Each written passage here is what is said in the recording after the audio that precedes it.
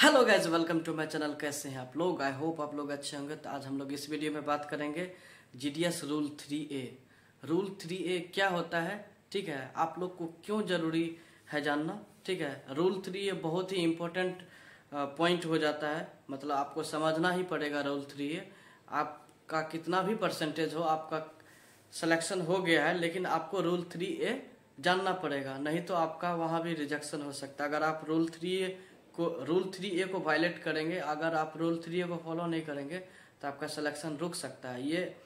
ये बहुत ही authenticated news है, मतलब पॉइंट है, आपके सामने ला रहे हैं, जो कि आपको जानना ही चाहिए, ठीक है।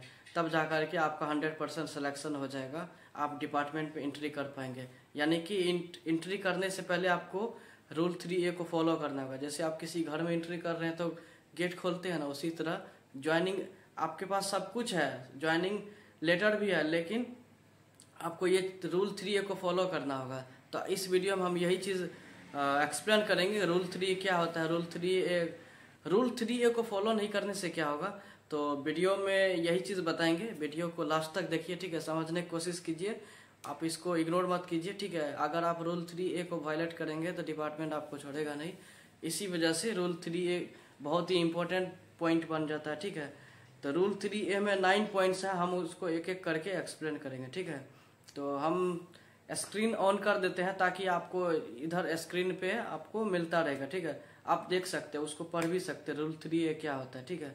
अभी रूल 3A बहुत ही इम्पोर्टेंट पॉइंट हो चुका है, सब जगह रूल 3A के बारे में चर्चा चल रहा है कि रूल 3 हटाओ, रूल 3 हटाओ, लेकिन आप लोग को समझना होगा डिपार्टमेंट अभी रूल 3 हटा नहीं रहा है। तो चलते हैं पॉइंट को डिस्कस करते हैं, ठीक है। यहाँ पे देखिए rule 3A terms and condition of engagement.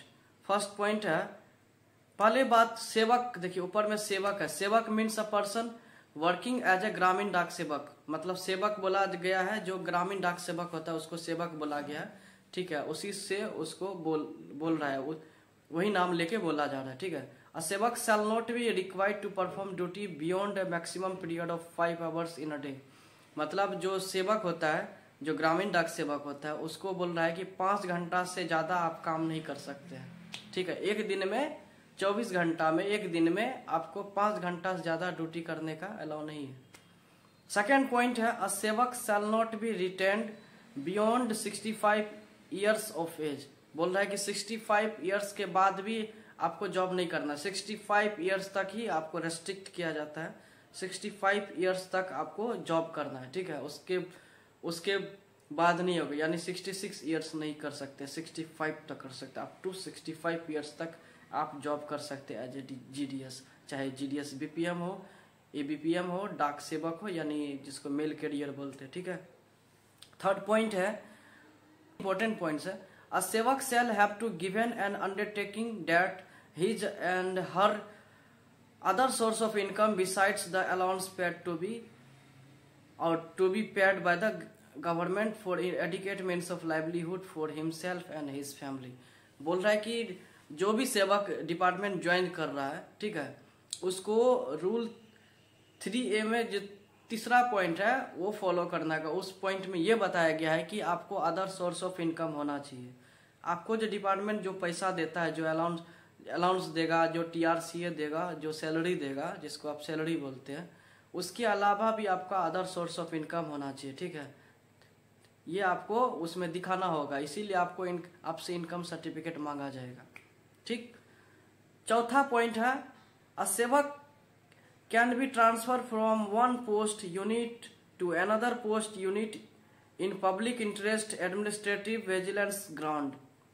बोल रहा है चौथा पॉइंट में कि सेवक को, यानी जो आप ग्रामीण डाक सेवक बनेंगे, जीडीएस बनेंगे, आपका जो जॉब हो जाएगा, तो आपको पब्लिक के इंटरेस्ट पे, चाहे डिपार्टमेंट जो हायर अथॉरिटी उनके, आपको कहीं ट्रांसफर लेके जाना होगा, वहाँ पे अगर स्टाफ की कमी है तो उस चीज़ को आपको फुलफिल करना होगा, ठीक है। चाहे पब्लिक का अगर डिमांड होगा, स्पेशल डिमांड, तो आपको वहाँ पे सर्विस देने जाना होगा।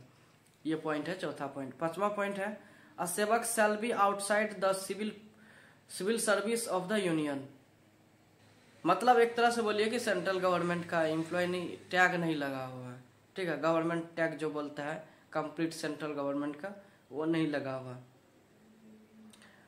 छठा पॉइंट है a sevak shall not claim to be a part with central government employee. वही जो पॉइंट हम एक्सप्लेन करते, दोनों एक दूसरे से इंटरलिंक है।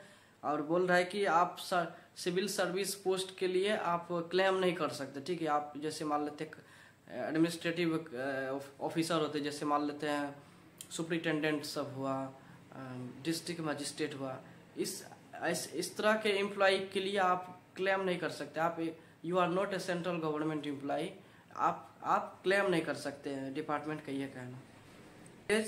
सातवां पॉइंट ये है residents in post village delivery jurisdiction of the post office within 1 month after selection but before engagement shall be mandatory for सेवक।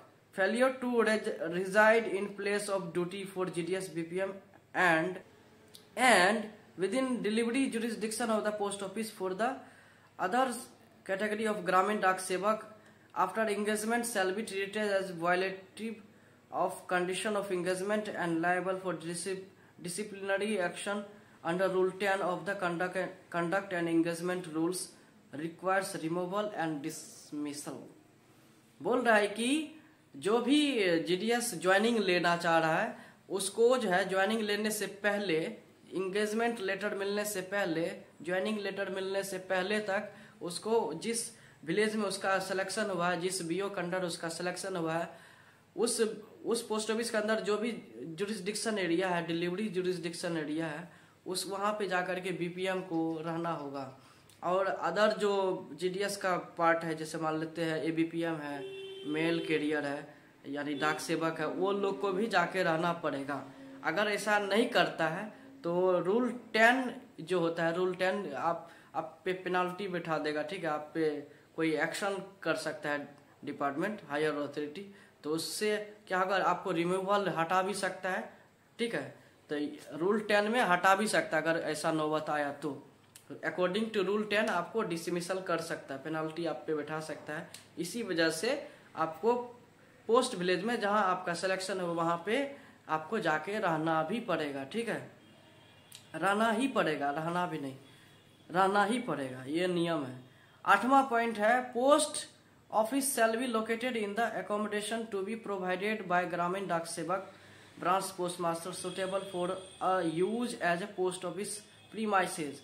However, where accommodation is provided by post office by the central, state, local authorities, village panchayat etc, the same will be used for post office premises।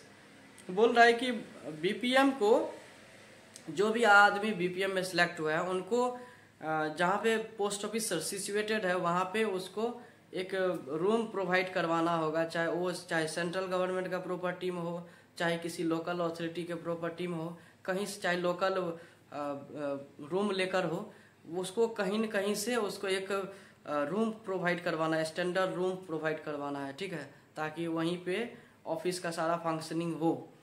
तो ये चीज बोल रहा है 8वां point में। 9वां point में है कॉम्बिनेशन ऑफ ड्यूटीज ऑफ सेवक शैल बी परमिशिबल।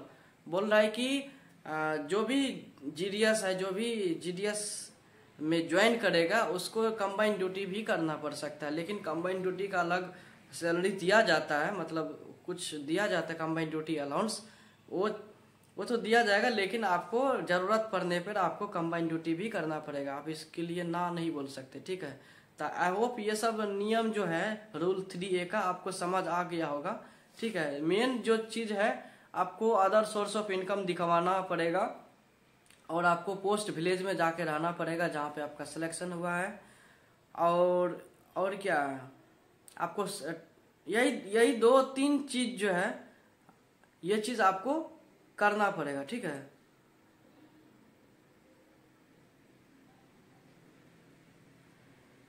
तीन जो नियम है बहुत खतरनाक नियम है। एक तो आपको रूम देना होगा, रूम आप खुद से प्रोवाइड कराएंगे, ठीक है, डिपार्टमेंट इसके लिए कुछ नहीं देगा। अगर कोई ऑफिस डिपार्टमेंटल लैंड पे है, यानी कोई दान दे दिया, जैसे मेरे ऑफिस दान दिया हुआ ऑफिस लैंड पे है, तो हमको नहीं देना पड़ रहा है, लेकिन आप लोग को देना पड़ेगा, ठीक है, रेयर केस में। दूसरा नियम यह है कि आपको पोस्ट विलेज में ही रहना पड़ेगा। मेन चीज जो है आपको अदर सोर्स ऑफ इनकम दिखाना होगा, आपको उसी विलेज में अंदर रहना पड़ेगा और आपको रूम प्रोवाइड करवाना होगा, और सब चीज़ तो आप थोड़ा बहुत जानते ही है। और आपको 5 घंटा तक, 4 से 5 घंटा तक ड्यूटी में, मैक्सिमम 5 घंटा तक आप ड्यूटी कर सकते हो, उसके बाद नहीं कर सकते। और सबसे बड़ा नियम यही है इसमें रूल 3A में, कि आपको 5 घंटा तक ड्यूटी रेस्ट्रिक्ट किया जाता है, उससे ज़्यादा करेंगे नहीं कर सकते, ठीक है। अगर आप ज़्यादा करेंगे तो सैलरी बढ़ जाएगा, इसीलिए डिपार्टमेंट रेस्ट्रिक्ट रोक करके रखा है, ठीक है। तो आई होप ये पूरा चीज़ आपको समझ गया होगा, इंग्लिश में भी समझ लेंगे और हिंदी में भी समझा दिए हैं। तो चलिए वीडियो को एंड करते हैं। अगर न्यू है चैनल पे तो सब्सक्राइब कर लीजिए, बहुत सारा वीडियो आते रहता है, इन्फॉर्मेटिव वीडियो, ठीक है। पूरा आग लगाने वाला वीडियो आता है, तो चैनल को सब्सक्राइब करके रखिए, ठीक है। बेल आइकन को दबा दीजिए, शेयर वेयर कर दीजिए, ठीक है। अभी नया नया वैकेंसी निकला है, फॉर्म भर दीजिए, 16-17 तक डेट है। चलिए मिलते हैं। MTS का भी फॉर्म आया है, MTS का भी भर दीजिए, GDS का भी भर दीजिए। और कुछ भी नियम कानून अगर नहीं जानते हैं तो चैनल को सब्सक्राइब कर लीजिए, बहुत कुछ बोलते रहेंगे, ठीक है। बहुत सारे सर्कुलर आते रहता, हम उसको एक्सप्लेन करेंगे वीडियो में। तो चलते हैं, वीडियो को यहीं एंड करते हैं। बाय बाय, जय हिंद।